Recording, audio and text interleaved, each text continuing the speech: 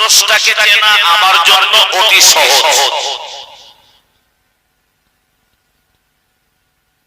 কিন্তু যদি আমি নিজের চেনার জায়গায় অক্ষমতা অবস্থায় থেকে যাই, চিনতে না পারি, বুঝতে না পারি,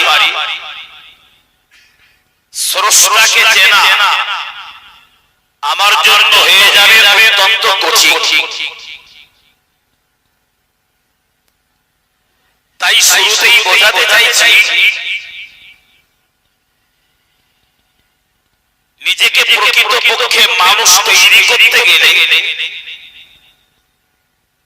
লেখাপড়া করতে হয়, আর লেখাপড়ার ভিতর দিয়ে জ্ঞান অর্জন করতে হয়, জ্ঞান সঞ্চয় করতে হয়। শিক্ষা ছাড়া নিজেকে চেনা, ধর্ম জানা, স্রষ্টাকে বোঝা মানুষের পক্ষে অনেকটাই কষ্টকর হয়ে যায়। দুটি কথা যদি বলতে হয়, এক নম্বরে বলি, রাতের অন্ধকারে, গভীর রাতে সমাজের একদল মানুষ কিছুক্ষণের জন্য হলো রাতের ঘুমকে হারাম করে দিয়ে তার মহান স্রষ্টার কাছে চোখের পানি ঝরিয়ে ঝরিয়ে কাঁদে আমল ইবাদতের ভিতর দিয়ে। আছে না না কথা বলে? একদল মানুষ আল্লাহ পাকের সাথে সম্পর্ক তৈরি করতে রাতের আধারে কাঁদে, সিজদায় লুটিয়ে কাঁদে, হাত উঠিয়ে কাঁদে। আবার একদল মানুষ রাতের অন্ধকারে হেলায় সময় নষ্ট করে আরামের বিছানায় তামাম রাত শুয়ে বিশ্রামে চলে যায়, ঘুমিয়ে যায়। একজন মানুষ আল্লাহকে জানার বা চেনার চেষ্টা করে, আর একজন মানুষ তার ভিতরে চেতনা, তার ধারণাটা ঠিক এরকম একটা জায়গায় এসে গিয়েছে, তার ব্যবহারটা কি এটাই যেন প্রমাণ করে সময় হলে ধর্ম করব, আল্লাহকে ডাকতে হয় তাই ডাকবো, ডাকার এখনো সময় আছে। সময়টা যে কতটা আছে ওটা তো আর আমি আপনি কেউ জানি না। আর একদল মানুষ, এই দুটি দলের ভিতরে একদল মানুষ লেখাপড়া করে আমল ইবাদত করে, আর একদল মানুষ লেখাপড়া না করে, জ্ঞান অর্জন না করে আমল ইবাদত করে। একজন জ্ঞানী ব্যক্তি আর একজন মূর্খ ব্যক্তি। একটা জীবন হলো মূর্খ জীবনের আমল, আর একটা জীবন হলো লেখাপড়া বা জ্ঞানের জীবনের আমল। এখন আপনার কাছে আমার এক নম্বরে জিজ্ঞাসা বা জানতে চাই, আপনি বলুন, একটা মানুষ কোরআন পড়ে কোরআন বোঝে, হাদিস পড়ে হাদিস বোঝে, জেনে বুঝে পড়ে শুনে আল্লাহ পাকের ধ্যানে মশগুল হয়, আর একজন মানুষ কোরআন পড়তে পারে না, বোঝে না, হাদিস পড়তে পারে না, বোঝে না, না জেনে না বুঝে আল্লাহর ধ্যানে মশগুল হয়। আচ্ছা, এই দুটো মানুষের ধ্যান, এই দুটো মানুষের ইবাদত, এই দুটি মানুষের আমল কি এক বলে আপনাদের মনে হয়? কথা বলে হ্যাঁ না কিছু একটা বলেন, মনে হয়? যদি বলা হয় ছোট্ট একটা দৃষ্টান্ত, মসজিদের ইমাম সাহেবরা নামাজ পড়ে, ইমামতি করে, নামাজের সূরা কেরাত সব তেলাওয়াত করে। ঠিক তার অপর দিকে আল্লাহর কাবার ইমাম উল্লেখ করে যদি বলতে হয়, গোটা বিশ্ব মুসলিম উম্মাহ আব্দুর রহমান সুদাইসি তিনিও নামাজ পড়া, নামাজে কোরআনের সূরা কেরাত তেলাওয়াত করেন, অথচ কাবার ইমামগুলো সূরা কেরাত তেলাওয়াত করে ঝরঝর করে চোখের পানি ঝরে, নামাজরত অবস্থায় কাঁদে জারেজার হয়। অথচ আমরা নামাজ পড়ি, কম বুঝি আর বেশি বেশি বুঝি, নামাজরত অবস্থায় আমাদের চোখে পানি থাকে না। সেই আবেগ আর আমাদের আবেগ, তাদের আবেগ আর আমাদের আবেগ, এই দুটো আবেগ এক নয়। হযরত আবু বকর কোরআন পড়তেন, জাহান্নামের আয়াত পড়তেন আর কাঁদতেন। আমরা জাহান্নামের আয়াত, শাস্তির বিভিন্ন আয়াতগুলো পড়ি, অথচ আমাদের চোখে পানি আসে না। তাহলে নিশ্চয়ই এই দুটো ব্যক্তির আন্তরিকতা এক নয়। ঠিক বলছি না? নিশ্চয়ই এই দুটো ব্যক্তির আন্তরিকতা এক নয়। জেনে বুঝে আমল করা আর অজ্ঞতার জীবন নিয়ে আমল করা, না জেনে না বুঝে আমল করা, এ দুটো মানুষ এক নয়। তাই তো রাসূলুল্লাহ বলেছে, জ্ঞান দ্বীন আমল, আল ইলমু ইমামুল আমালি ওয়াল আমিলু তাবিউ। প্রিয় রাসূল বলেছে, যদি তোমরা আমলকারী হতে চাও, যদি তোমরা ইবাদতকারী হতে চাও, তাহলে সর্বপ্রথম ইলমে দ্বীনের ছাত্র তৈরি হয়ে যাও। সুবহানাল্লাহ। আর একবার মহব্বত করে বলে, কথাটা হয়তো অনেকের বুঝে না আসতে পারে, আমি আবার একবার বলছি, কথাটা অত্যন্ত গুরুত্বপূর্ণ, বোঝার কথা। প্রিয় নবী বলেছে, আমলকারী হতে যদি চাও, ইলমে দ্বীনের ছাত্র তৈরি হও। তার মানে আমলকারী যদি হতে হয়, আগে তুমি লেখাপড়া করো, গুরু ধরো, শিক্ষক ধরো, ওস্তাদ ধরো, মাস্টার ধরো। তুমি যে আমল করবে, যে জ্ঞান, তুমি সেই আমলের জ্ঞানটাকে অর্জন করো, চর্চা করো। প্রিয় রাসূল বলেছে, আল্লাহ পাকের কাছে আমলের তুলনায় ইলমের মর্যাদা অনেক অনেক অনেক বেশি। সুবহানাল্লাহ। আমলের তুলনায় ইলমের মর্যাদা বেশি। আমল বলতে সাধনা করা, আমল বলতে কিছু একটা পাওয়ার আশা করা, তাই না? সাধনা করা, পাওয়ার আশা করা। ইলম বলতে জ্ঞান অর্জন করা, লেখাপড়া করে শিক্ষিত হওয়া, জ্ঞানী হওয়া। তাই রাসূল বলেছেন, জ্ঞানহীন আমল আকাশের বৃষ্টিহীন মেঘের ন্যায়। তার মানে কখনো কখনো আমরা দেখি আকাশে প্রচন্ড মেঘ হয়েছে, যে মেঘগুলোকে দেখলে আমরা কখনো কখনো বলে থাকি, এত কালো ঘন ঘুটঘুটে মেঘ হয়েছে, মানে নিশ্চয়ই এই মেঘে পানি হবে। এরকম ধারণা আমাদের আসে না? কথা বলে, এরকম ধারণা আসে। অথচ দেখা গেল ধারণা ছিল এই কালো মেঘটাই পানি হবে, পানি হলো না, মেঘটা বাতাসে ঠেলে অন্যত্র নিয়ে চলে গিয়েছে, বা সেই মেঘে পানি হলো না। ধারণা ছিল পানি হবে। আপনি বলুন, আকাশে প্রচন্ড মেঘ হলো, অথচ ওই কালো মেঘে পানি হলো না, মেঘের কোনো দাম আছে? কথা বলে, ও মেঘের কোনো দাম নাই। তাই রাসূল বলেছে, তুমি তোমার জীবনে আমল করেছো, ইবাদত করেছো, সাধনা করেছো, ইলম অর্জন করলে না, লেখাপড়া করলে না, জ্ঞান অর্জন করলে না, তোমার জিন্দেগীর আমলের কোনো দাম নাই। তোমার আমলটা হলো আকাশের বৃষ্টিহীন মেঘের সমতুল্য। আমি কি বোঝাতে পেরেছি আমার কথা? বুঝতে কষ্ট হলো? অর্থাৎ এবার একটি মজার কথা বলি। প্রিয় রাসূল বলেছেন, একজন মানুষ যদি তামাম রাত ধরে সাধারণ মানুষ ইবাদত করে, সুবহানাল্লাহ, আলহামদুলিল্লাহ, আল্লাহু আকবার, তামাম রাত ধরে যদি তাসবিহ পড়ে, ইবাদত করে, এই ধরনের আমল যদি করে, রাসূলুল্লাহ বলেছে, ওই ব্যক্তিটা যতক্ষণ আমল করবে, আল্লাহ তার আমল নামায় তার আমল নামায় ততক্ষণ নেকি দিতে থাকবে। অর্থাৎ তুমি যদি সারা রাত ইবাদত করো, প্রিয় নবী বলেছেন, ওই একটা রাতের সওয়াব তুমি পাবে।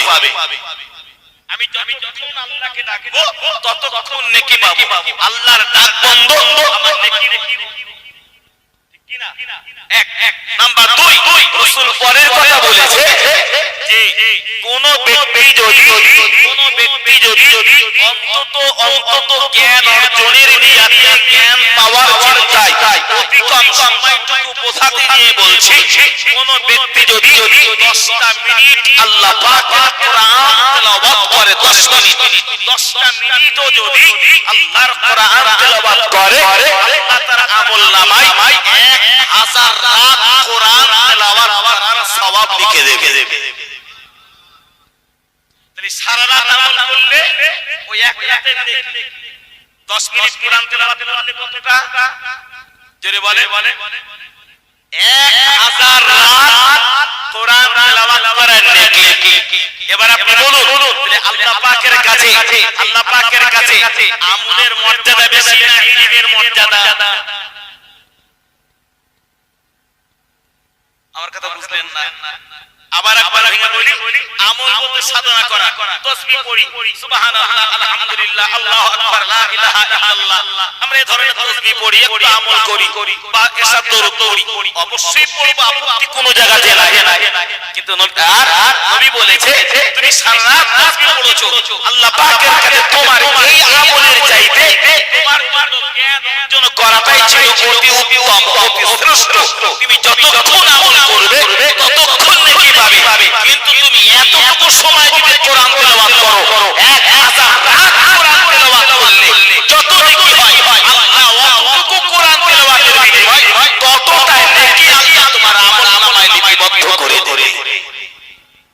তাই নবী বলেছে যদি তোমরা আমলকারী হতে চাও, ইলমে দ্বীনের ছাত্র তৈরি হয়ে যাও, ইলমে দ্বীনের ছাত্র তৈরি হও। আগে তোমার জন্য লেখাপড়া, কোরআনে নামাজের কথা আছে, রোজার করার আছে, হজের কথা আছে, যাকাতের কথা আছে, সব কথা কোরআনে আল্লাহ অনেক কথা বলেছেন, সব কথা বলেছে।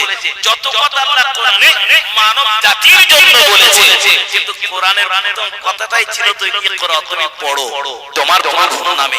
আগেই তো পড়ার কথা। আমি নামাজ পড়ব, কিন্তু নামাজটা কি জিনিস ওটা যদি জানতে হয় আগে আমাকে পড়তে হবে। আমি রোজা করব, কেন আমি রোজা করব ওটা যদি আমাকে জানতে হয় আগে আমাকে ওই ব্যাপারে পড়তে হবে সবটা। আমি হজ করতে যাব, নিয়ত আছে আমার, যদি আমার হজ করতেই হয় কেন আমাকে হজ করতে হবে, তাহলে ওটা যদি আমাকে জানতে হয় তাহলে আগে আমাকে পড়তে হবে। পড়ে করা আর না পড়ে করা দুটোর মজা এক নয়, দুটোর মজা তো এক নয়। অর্থাৎ এই সময় পর্যন্ত আলোচনার ভিত্তিতে আমি আপনাকে এটাই বোঝাতে চেয়েছি, কুল হাল ইয়াস্তাবিল লাযীনা ইয়ালামুন ওয়াল লাযীনা লা ইয়ালামুন। তোমাদের ভিতরে যারা লেখাপড়া করেছে আর যারা করেনি, যারা জ্ঞান অর্জন করেছে আর যারা করেনি, যারা শিক্ষিত হয়েছে যারা হয়নি, অর্থাৎ জ্ঞানী আর মূর্খ, এই তো মানুষ এক নয়। নবী আল্লাহ বলেছে জ্ঞানী আর মূর্খ আসমান জমিন পার্থক্য, আসমান জমিন পার্থক্য। অর্থাৎ তুমি যে 5 ওয়াক্ত নামাজ পড়বে, অবশ্যই নামাজ আমি পড়ো, কিন্তু নামাজের নিয়ম কানুন আহকাম আরকান, নামাজের পদ্ধতি, নামাজের ধারা এগুলো জানতে গেলেও তোমাকে পড়তে হবে, তাই না? তোমাকে পড়তে হবে। তুমি জেনে নাও তোমার নামাজটা যেন বৃথা না হয়, তুমি জেনে বুঝে নাও, শিখে নাও, তোমার নামাজ যেন বেকারে না চলে যায়।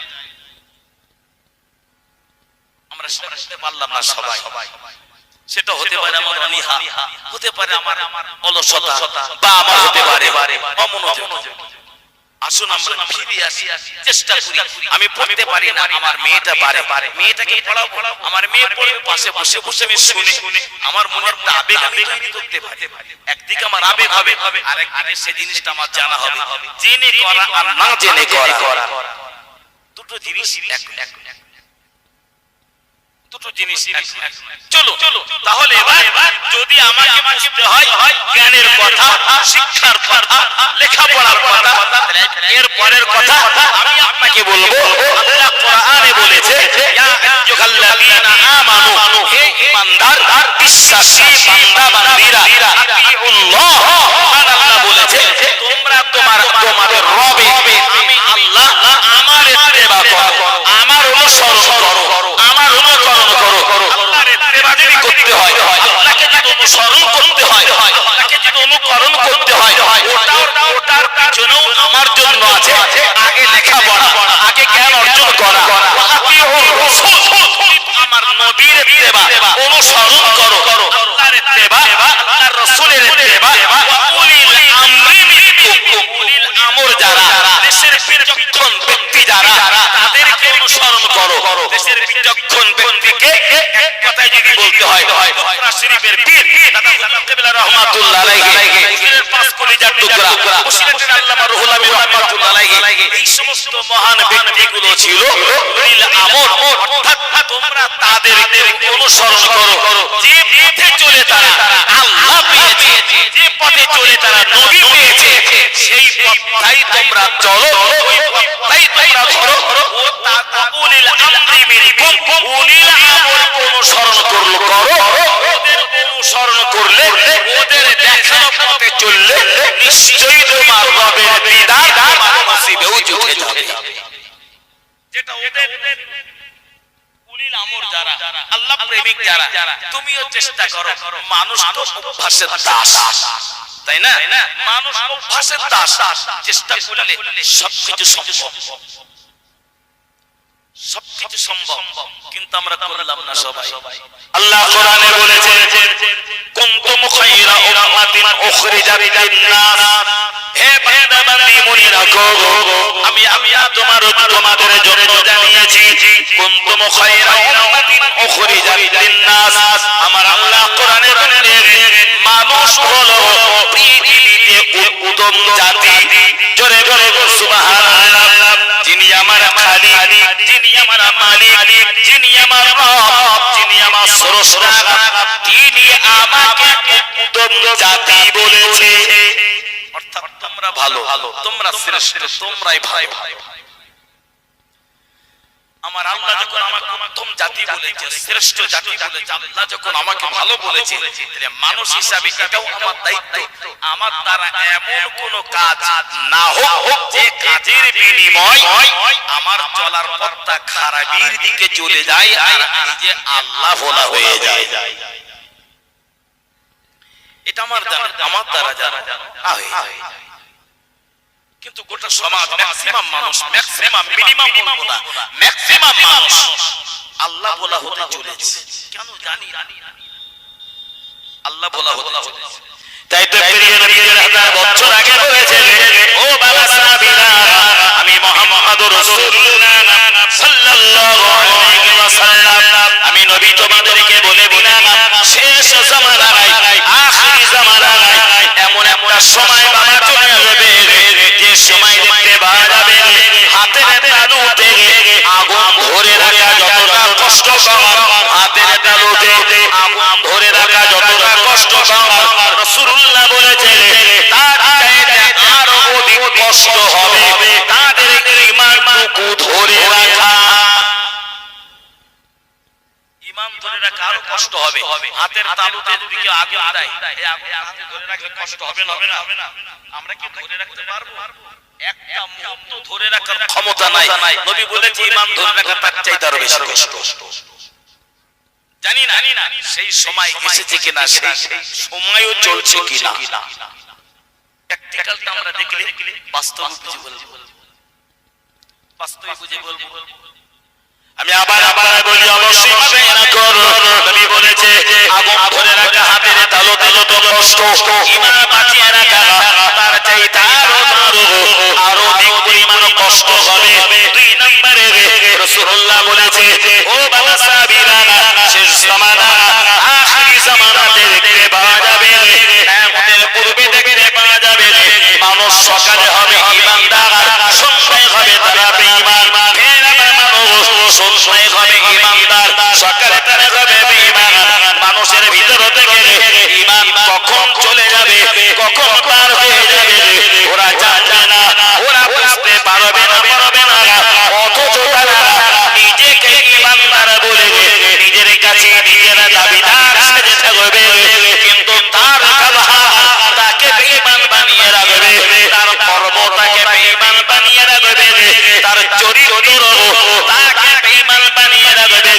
ওটাকে তারা তালাশ করবে না, এই বিশ্বাসটাই তাদের অন্তরে থেকে যাবে।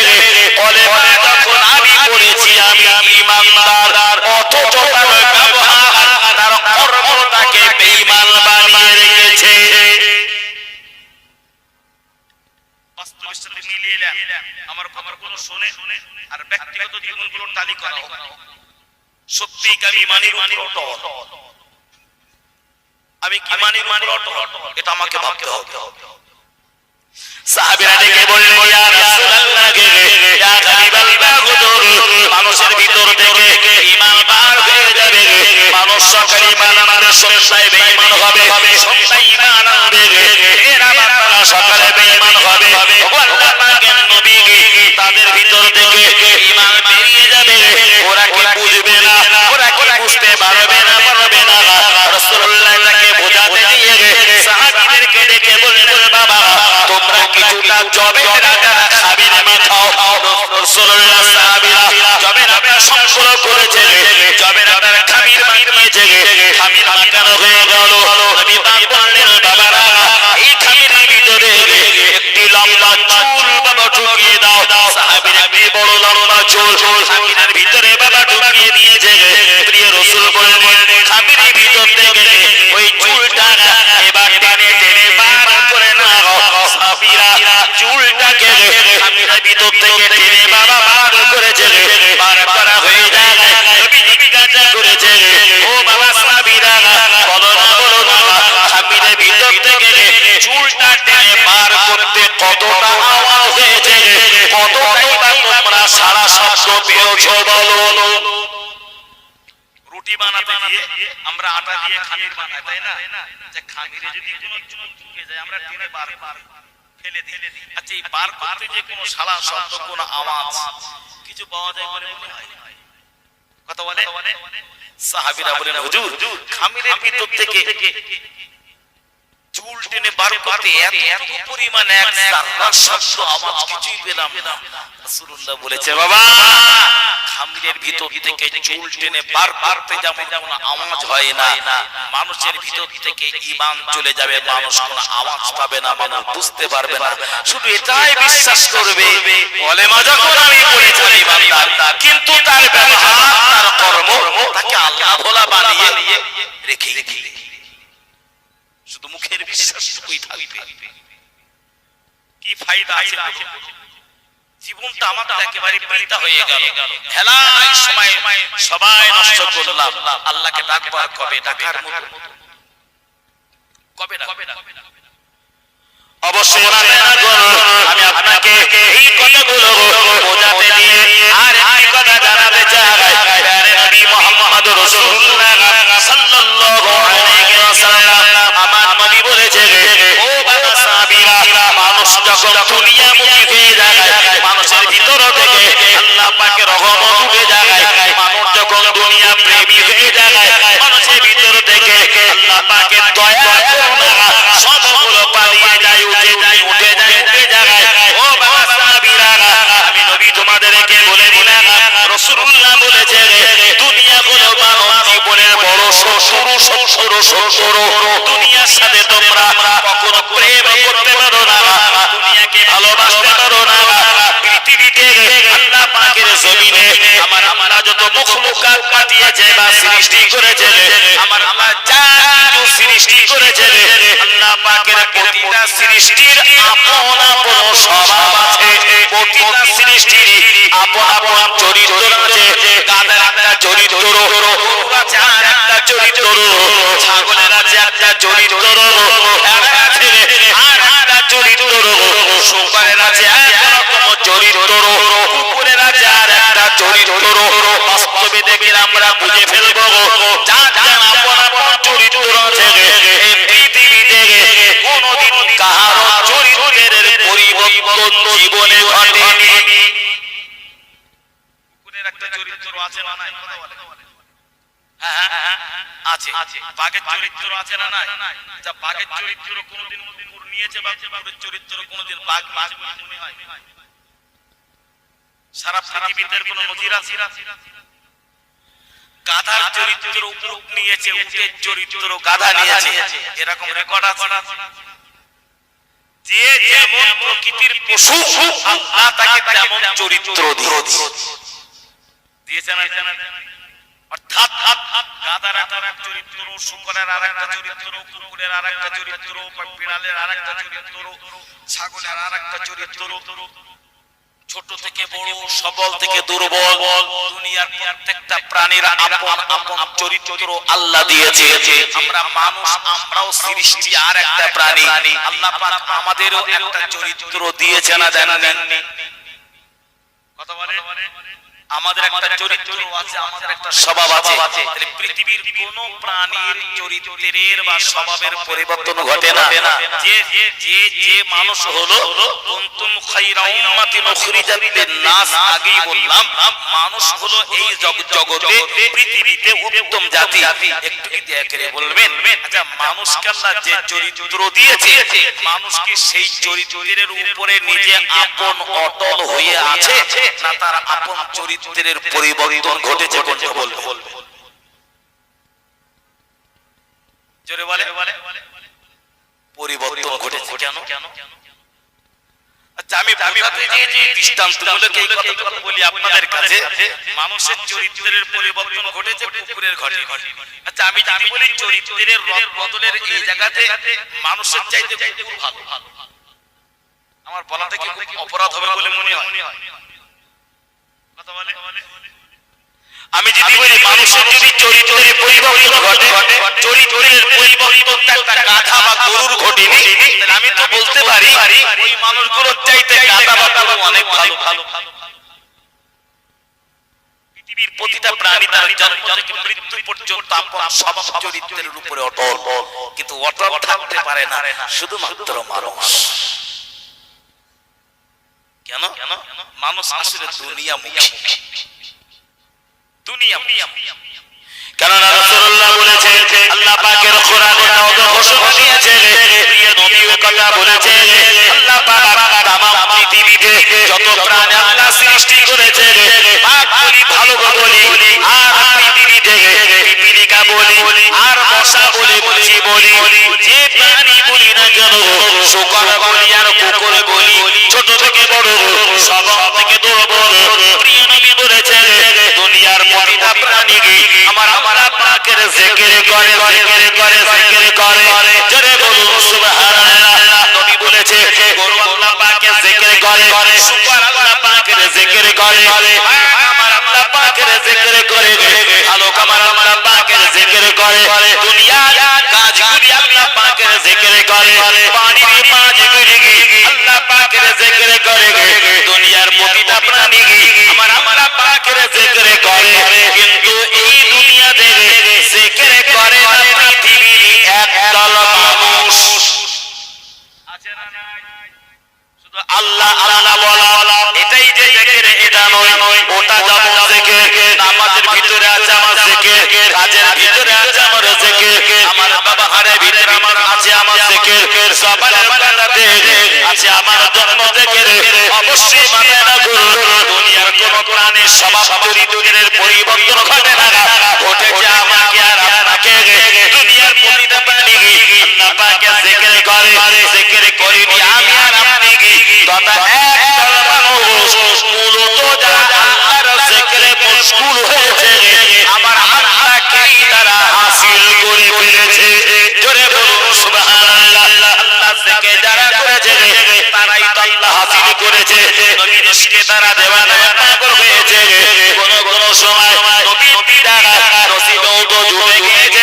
তাই তো রাসূলুল্লাহ বলেছে মানুষ হলো দুনিয়া লুভি, মানুষ হলো দুনিয়ামুখী, মানুষ দুনিয়ার প্রেমে, দুনিয়ার মায়ায় তো ব্যস্ত থাকে। দুনিয়ার একটা চরিত্র আমার আল্লাহ দিয়েছে, পৃথিবীর চরিত্র আল্লাহ দিয়েছে।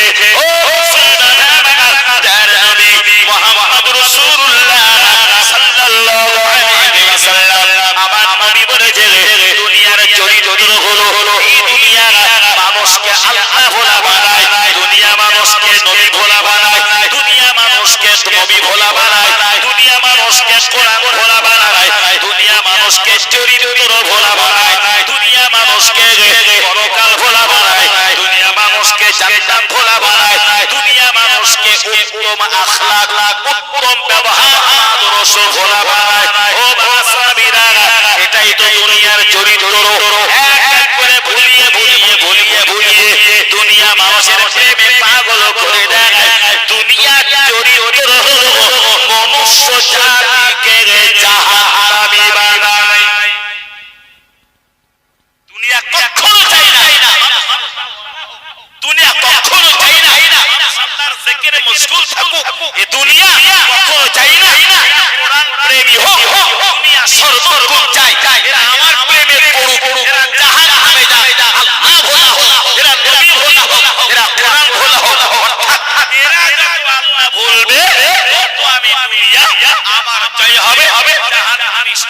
মতো বেড়ে যাবে।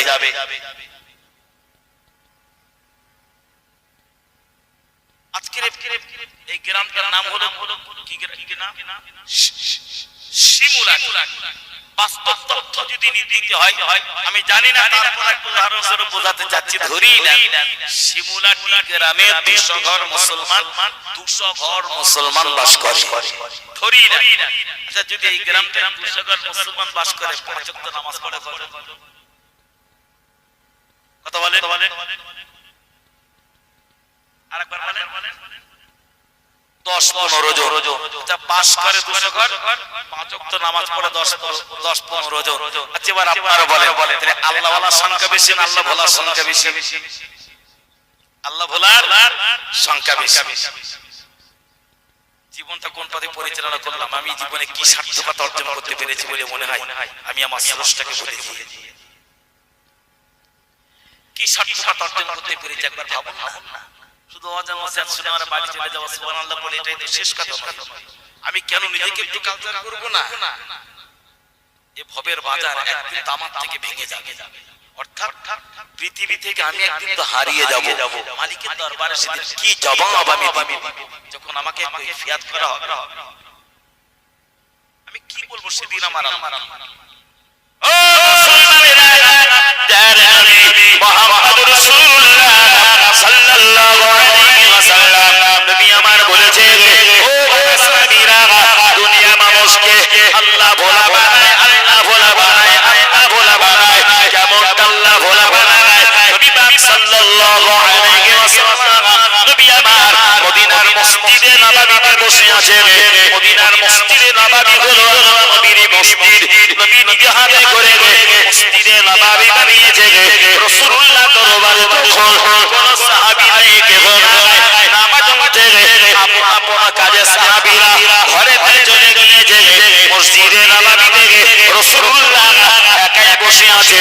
হঠাৎ করে বাবা দেখতে পাওয়া যায় মদিনার মসজিদে নববীতে সুন্দর সুশ্রী রূপবতী রমণী মহিলা রাসূলুল্লাহ দরবারে হাজির হয়ে যায়। সুন্দরী মহিলা রমণী প্রিয় নবী দরবারে হাজির হয়েছে। আর মহিলা আমার নবীকে ডেকে বললেন, ইয়া রাসূলুল্লাহ, ইয়া হাবিবাল্লাহ, হুজুর বহুদিনের আশা স্বপ্ন আজ আমার পূরণ হয়েছে। ওগো নবী, আজ আমি আপনার দরবারে হাজির হতে পেরেছি। আমি আপনাকে বড় মহব্বত করি, আমি আপনাকে বড় প্যার করি, আমি আপনাকে বড় ভালোবাসি। ইয়া রাসূলুল্লাহ, আমি এসেছি আপনার সাথে ভালোবাসার আদান প্রদান করিতে, ভালোবাসার লেনদেন করিতে। ওগো নবী, আমি যেমন আপনাকে ভালোবেসেছি আপনি একটাবার আমাকে ভালোবাসুন, একটাবার আপনি আমাকে ভালোবাসুন। বিনিময়ে আপনি কি পেয়ে যাবেন? আল্লাহ পাক আমাকে কোনো অভাব রাখেনি। আমার আল্লাহ আমাকে সমস্ত খনিজ দ্রব্য থেকে নিয়ে সব কিছুতে পরিপূর্ণ করেছে। আমার অভাব নাই, আমার দুঃখ নাই, কষ্ট নাই, কিছুই নাই। অথচ মহান আল্লাহ আপনাকে দো জাহানের বাদশা করেছে। আপনি তো তামাম নবীদের সরদার, তামাম নবীদের ইমাম। এরপরেও আপনার জীবনে কত দুঃখ, কত কষ্ট, কত অভাব। আপনার একটা ভালো ঘর নাই, ভালো একটা পরনের পোশাক নাই, একটি ভালো থাকার জায়গা আপনার নাই। ওগো নবী, আমি যেমন আপনাকে ভালোবেসেছি, যদি একবার আপনি আমাকে ভালোবাসেন আপনার জীবনে দুঃখ, কষ্ট, সব খুঁজে যাবে। বাকি জীবনটা সুখে শান্তিতে আরামে বসবাস করতে পারবেন। মহিলা রাসূলকে বললেন, আপনার জীবনে কত দুঃখ, কোন কোন সময় খাওয়া হয়, কখন এমন দিন আপনার যায়, 2 দিন, 3 দিন, 4 দিন, 5 দিন পার হয়, উনানে হাড়ি চড়ে। রাসূলের জীবনে এরকম ঘটেছে না ঘটেনি? কত বলে কত ঘটেছে জীবনে। মহিলা বললেন, হুজুর আমি আপনাকে ভালোবাসি, শুধু একবার আপনাকে ভালোবাসলে আপনার দুঃখ কষ্ট সব দূর হবে, সব বুঝে যাবে। কষ্ট কি জিনিস আপনারা বুঝবেন না। এখন এরকম কোন অফার কেউ যদি আমাকে দেয়, কেউ যদি আপনাকে দেয়, শুধু ভালোবাসার আদান প্রদানের বিনিময়ে, ভাই এই অফার তো আমি আপনি ছেড়ে দেবো বলে মনে হয়? খানা খানা তো বলে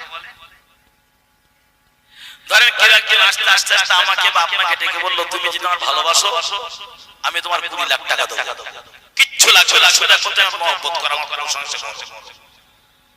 আচ্ছা 20 লাখ টাকা লোভ ছেড়ে দেবো বলে মনে হয়? একটা কথা বলে, আমরা ছাড়বো বলে মনে হয়? না তো, শতকরা 99 জন ছাড়বে না, অসম্ভব। রাসূল ভাবছেন ব্যাপারটা কি, মহিলা আমার সাথে ভালোবাসার লেনদেন আদান প্রদান করতে এসেছে, কি ব্যাপার, কারণটা কি, কেন?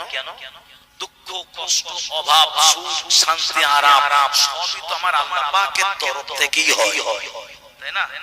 আল্লাহ যাকে চায় তাকেই শান্তি দেয়, আল্লাহ যাকে চায় তাকেই দুঃখ দেয়। অর্থাৎ মহিলা আমি রাসূলুল্লাহ রহমত খুঁজিয়ে সুখ শান্তি পরিপূর্ণ করতে চেয়েছে, ব্যাপারটা কি? রাসূল জিজ্ঞাসা করছেন, এই মহিলা কে তুই? কে মুহাম্মাদের অভাব দুঃখ কষ্ট ঘুচিয়ে সুখ শান্তি আরাম পাইয়ে দিতে চাস, কিদের পরিচয়? বল। মহিলা নবীকে ডেকে বললেন, ইয়া রাসূলুল্লাহ, ইয়া হাবিবাল্লাহ, হুজুর আপনার সাথে ভালোবাসা আদান প্রদান করিবে, লেনদেন করিতে এসে আপনি আমার পরিচয় জানতে চান, আপনি আমার পরিচয় জানতে চান। ওগো নবী, হুজুর আমি আমার কি পরিচয় আপনাকে বলবো, তবে আমার মূল পরিচয়টা আমি আপনাকে শোনাতে চাই। আপনি আমাকে একটা মানুষ রূপী দেখেন, আসেন আমি মানুষ নই, আপনি আমাকে একটা মহিলা বা নারী রূপী দেখেন, আসেন আমি কোনো নারী নই, কোনো মহিলার শাশুড়ি, আমি কোনো মানুষ নই। ওগো নবী, আমি হলাম আমার পাকের সৃষ্টি দুনিয়া, আমি দুনিয়া। 6টা দিনের ব্যবধানে আল্লাহ যে জমিনকে সুন্দর করে সাজিয়েছে, দেখতে তাই সুন্দর এত, আমি দুনিয়া একটা সুন্দর নারী রূপ নিয়ে আপনার দরবারে সাক্ষাৎ এসেছি। আমার বুকে খনিজ দ্রব্য সব আল্লাহ রেখে দিয়েছে, কয়লার খনি, তেলের খনি, গ্যাসের খনি, সোনার খনি, যাই বলি সব আমার বুকে আল্লাহ রেখেছে। হুজুর একবার আপনি দুনিয়াকে মহব্বত করুন, আপনি দুনিয়াকে ভালোবাসুন, দেখবেন আপনার জীবন অভাব থাকবে না, খাবার কষ্ট হবে না, পড়ার কষ্ট হবে না, থাকার কষ্ট হবে না, কোনো কষ্ট আপনার ভিতরে থাকবে না। আমি দুনিয়া। প্যারে নবী মুহাম্মদ রাসূলুল্লাহ সাল্লাল্লাহু আলাইহি ওয়াসাল্লাম মহিলার মুখে নারী দুনিয়া, তার কাছে যখন পরিচয় জানতে চেয়েছে, আমি তার জানতে পেরেছে আমার নবী পাকের গোটা চেহারাটা বাবা লাল হয়ে যায়। আমার নবী রাগান্বিত হয়ে গেলেন, নারী দুনিয়ার দিকে একবার গরম মেজাজে তাকিয়ে বললেন, ওরে দুনিয়া, দুনিয়া তুই হয়ে যা, দুনিয়া পালিয়ে যা, দূর হয়ে যা। আমি মুহাম্মদ রাসূলুল্লাহ সাল্লাল্লাহু আলাইহি ওয়াসাল্লাম, আমি দুনিয়া চিনি না, দুনিয়া জানি না, দুনিয়া বুঝি না, আমি দুনিয়ার প্রেমে পাগল নই, আমি মুহাম্মদ রাসূলুল্লাহ দুনিয়ার মালিক, আমার আল্লাহর প্রেমে পাগল। সুবহানাল্লাহ। আমি দুনিয়া চাই না, আমি দুনিয়ার মালিককে চাই, আমি দুনিয়ার প্রেম বুঝি না, আমি দুনিয়ার মালিকের প্রেম বুঝি। চলে যা, দূর হয়ে যা, আমি তোকে চাই না, বেরিয়ে যা। রাসূল দাঁড়িয়ে আছেন। দৃষ্টান্ত রাবিয়া বাসারি, আল্লাহ পাকের আবেদা জাহেদা বান্দি ছিলেন। রাবিয়া বাসারি মরুভূমি পথ ধরে চলেছেন, আল্লাহর কাবা তওয়াফ করবে, হেঁটে হেঁটে হেঁটে হেঁটে যাচ্ছেন, বসরা হেঁটে যাচ্ছেন, যেতে যেতে যেতে যেতে মরুভূমির পথের উপরে হযরত রাবিয়া বাসারি অল্প বয়স, আমার বিরাট বয়স নয়, পায়ে হোঁচট খেয়ে উত্তপ্ত গরম বালুর উপরে পড়ে গিয়েছে। চলছেন আল্লাহর কাবার পথে, এমন ভাবে পায়ে হোঁচট খেয়ে পড়ে গেল, পায়ে এতটা কষ্ট ব্যথা আঘাত পেয়েছে রাবিয়া বাসারি, ওঠার মতো শক্তি নাই।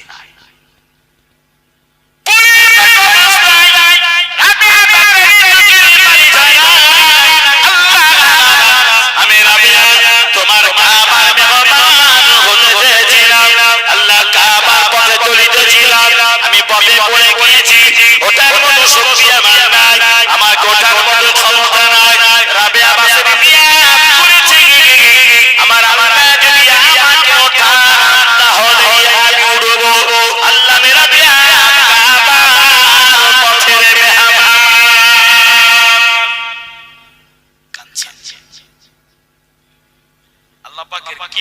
যদি কারিশমা রাবিয়া বাসরি পড়ে থেকে আল্লাহর জমিনে পড়ে থেকে ঝরঝর করে আল্লাহ দরবারে কাঁদছেন, পায়ে আঘাত খেয়েছে, কিভাবে যাবে, কিভাবে কি করবে, আল্লাহ পাকের কি দয়া, কি কুদরতি কারিশমা, এক মুহূর্তের ভিতরে রাবিয়া বাসরির চোখের পানি আল্লাহর দরবারে মঞ্জুর কবুল হয়েছে।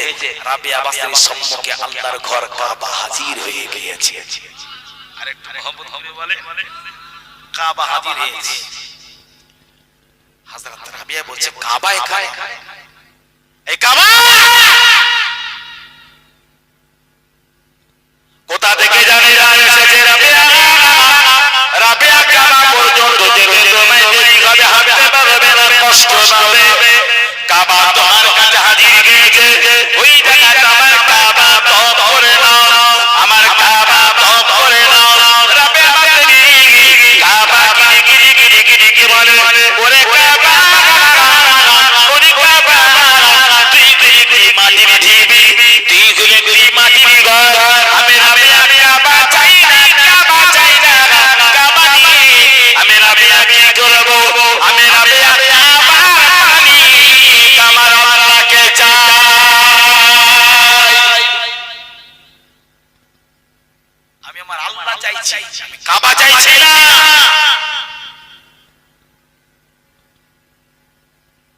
রাবিয়া বাসরি দিয়েছি, আমি কাবা চাই না, কাবার মালিককে চাই। নবী বলেছিল দুনিয়া চাই না, দুনিয়ার মালিককে চাই। রাসূল বললেন দূর হয়ে যায়। নবী যখন দুনিয়াকে দাঁড়িয়ে দিয়েছে, হাঁটিয়ে দিয়েছে, নারী নারী দুনিয়া আমার নবীকে কি বলবে? ইয়া রাসূলুল্লাহ, ইয়া হাবিবাল্লাহ, হুজুর আপনার দরবারে আমি আসরায় পেলাম না, ঠায়ে পেলাম না, স্তর পেলাম না, হুজুর আপনি আমাকে দাঁড়িয়ে দেন, আপনি আমাকে হাঁকিয়ে দেন, বেয়াদবি করব না, আপনার দরবার থেকে বিদায় নিয়ে আমি দুনিয়া চলে যাব, চলে যাব, চলে যাব। তবে যদি হুকুম দেন আমি দুনিয়া বিদায় নেওয়ার আগে আপনাকে দুটি কথা বলতে চাই। হুজুর যদি আপনি আমাকে অনুমতি দেন, আমার নবী জিজ্ঞাসা করলেন, ওরে দুনিয়া কি আমাকে জিজ্ঞাসা করবি, কি আমাকে বলবি, কি আমাকে শোনাবে, চাস আমাকে জানাবে তার বলবা।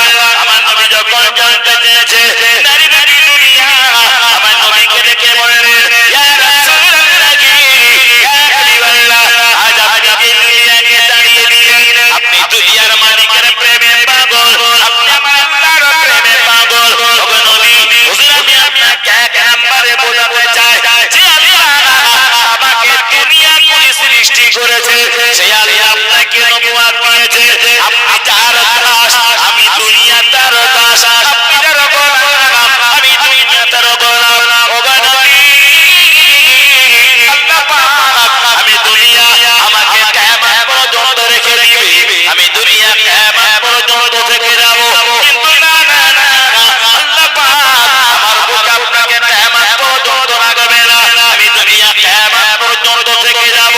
আমার আল্লাহ যে কোনো মুহূর্তে আমার বুক থেকে আপনাকে রেখে নেবে।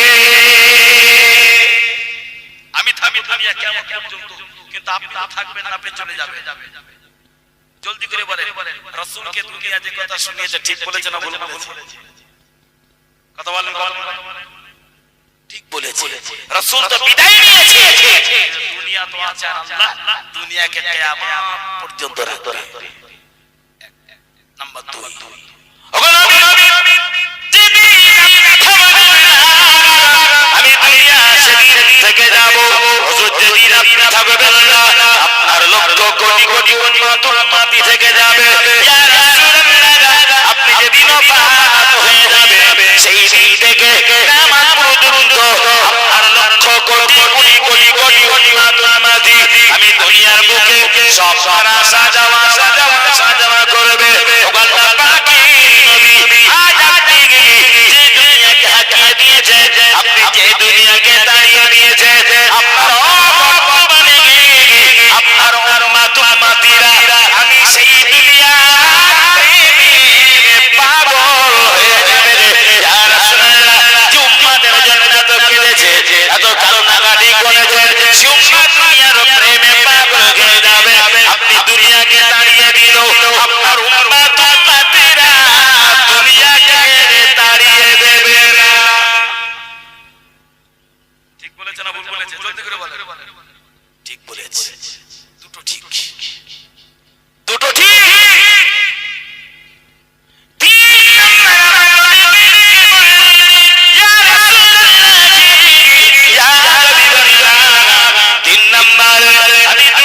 আপনাকে জানাতে চাই, যেদিন আপনি থাকবেন আমি থাকবো, যেদিন আপনি থাকবেন না আপনার উম্মাত মাটি থেকে যাবে, থেকে যাবে।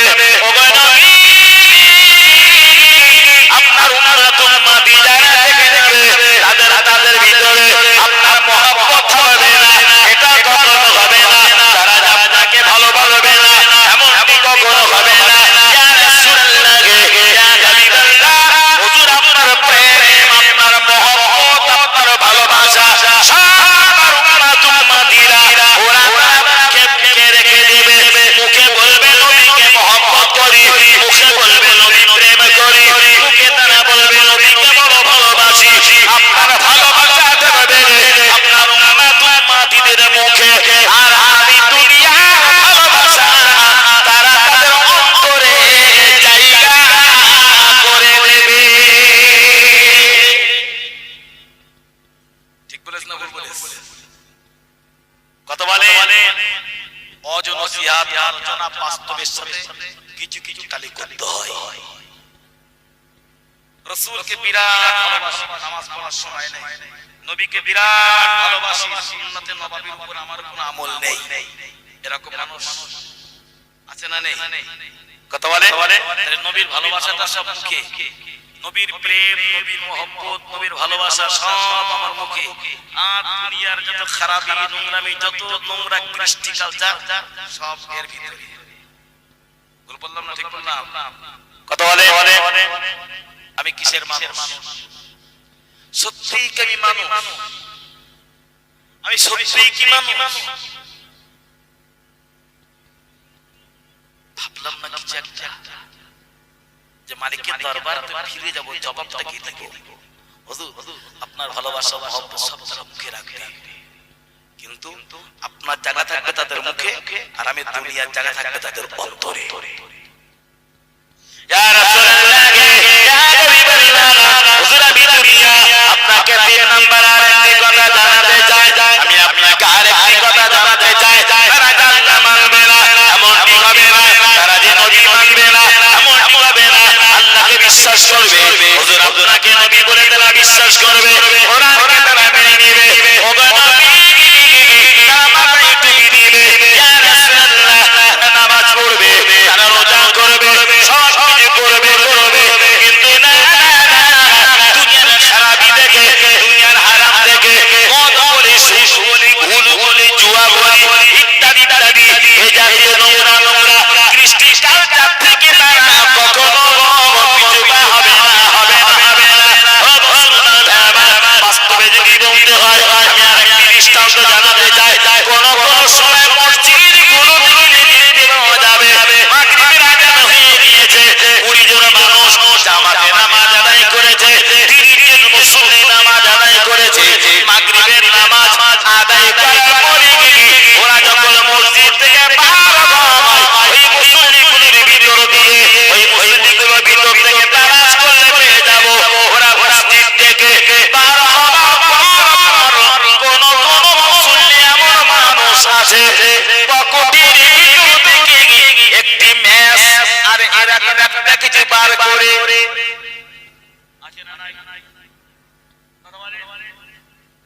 আমি নামাজে দাঁড়িয়ে বললাম ইহদিনাস সিরাতাল মুস্তাকিম, আল্লাহ তুমি আমাকে সহজ সরল পথের পথিক করো।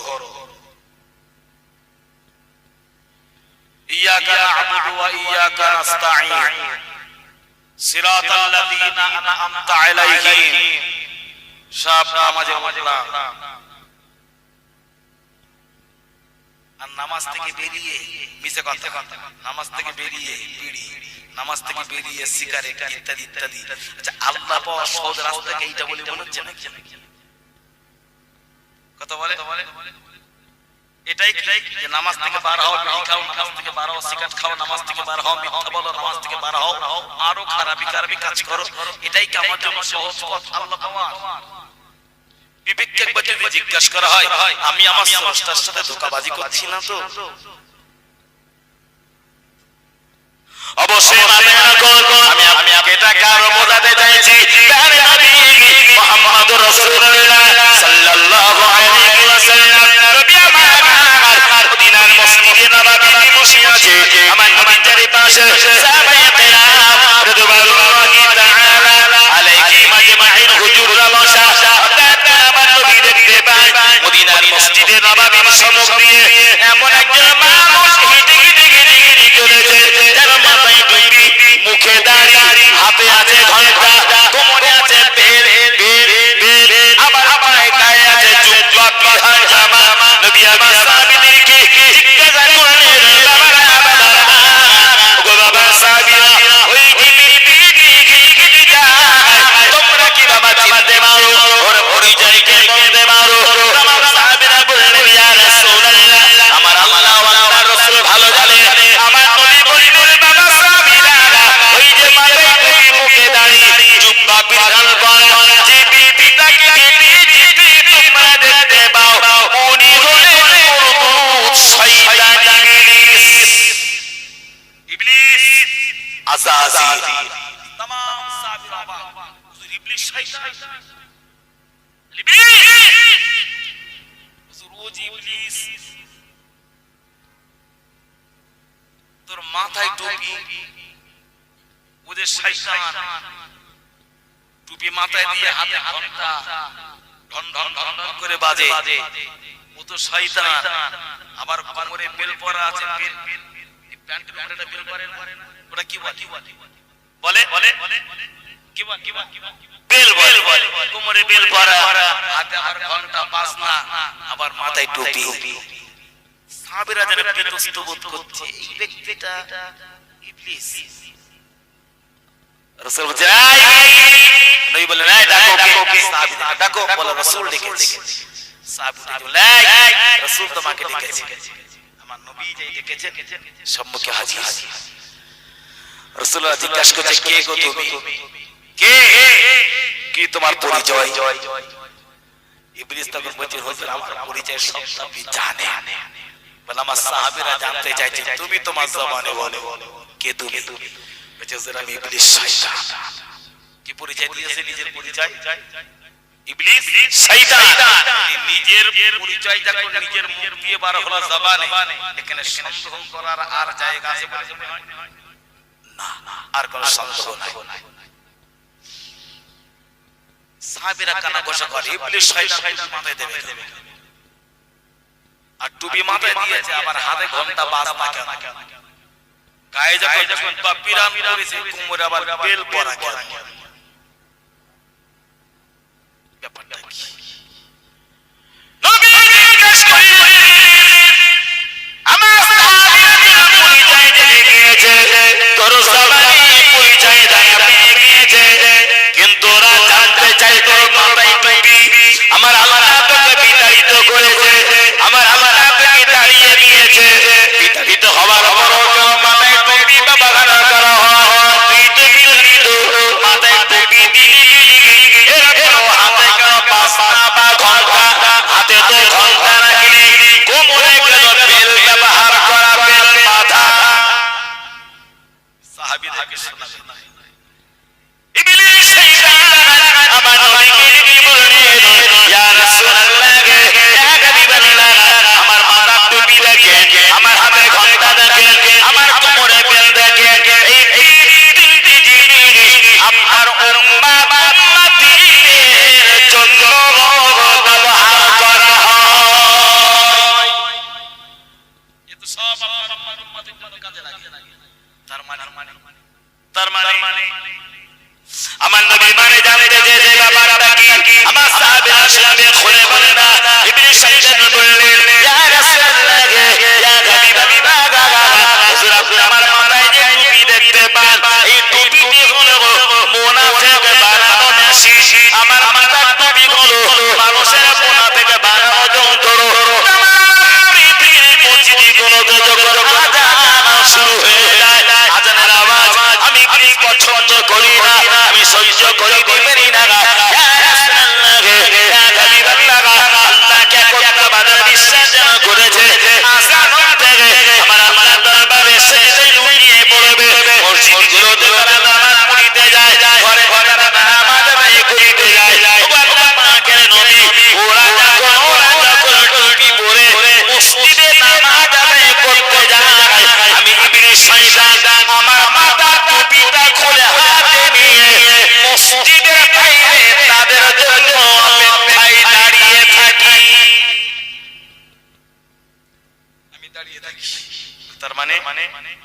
আরেকটু বলে বল।